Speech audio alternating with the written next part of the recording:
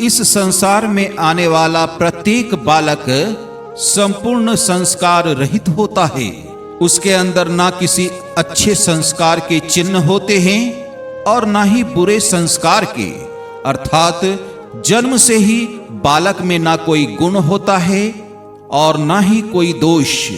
तो ये दो सत्वा गुण किस प्रकार प्राप्त होते हैं, क्या हमने कभी विचार किया है? जो बात माता पिता के मुख से निरंतर सुनी जाती है, वही बात उनकी संतानों के हृदय का संस्कार बनती है। जैसे किसी गांव में नदी तट तक पगडंडी बन जाते हैं, केवल उस मार्ग पर बार बार चलने के कारण।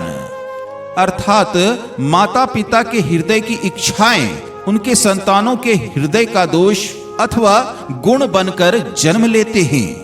क्या यह सत्य नहीं? पर फिर भी जब उनकी संतानों में कोई दोष दिखाई देता है तो माता पिता आश्चर्य और दुख से भर जाते हैं। माता पिता का हृदय यह प्रश्न करता है कि उनकी संतानों में ये कुसंस्कार आए कहां से? सत्य तो यही है कि माता पिता अपने संतानों को गलत संस्कार के बीज दे देते हैं, जो उनके संतानों के हृदय भूमि पर संस्कार का वृक्ष बन जाता है।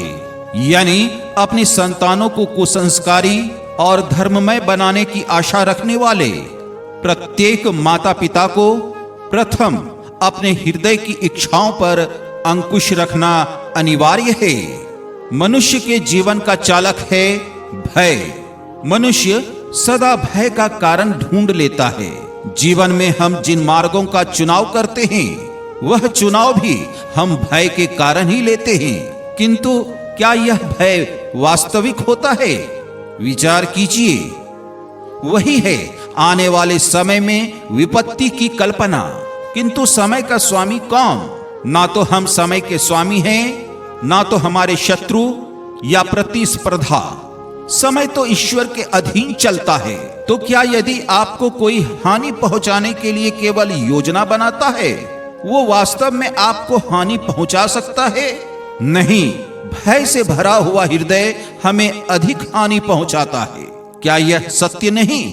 विपत्ति के समय भयभीत हृदय अयोग्य निर्णय करता है और विपत्ति को अधिक पीड़ादायक बनाता है। किंतु विश्वास से भरा हृदय विपत्ति के समय को भी सरलता से पार कर जाता है। अर्थात जिस कारण से मनुष्य हृदय में भय को स्थान देता है, भय ठीक विपरीत कार्य करता है। क्या यह सत्य नहीं?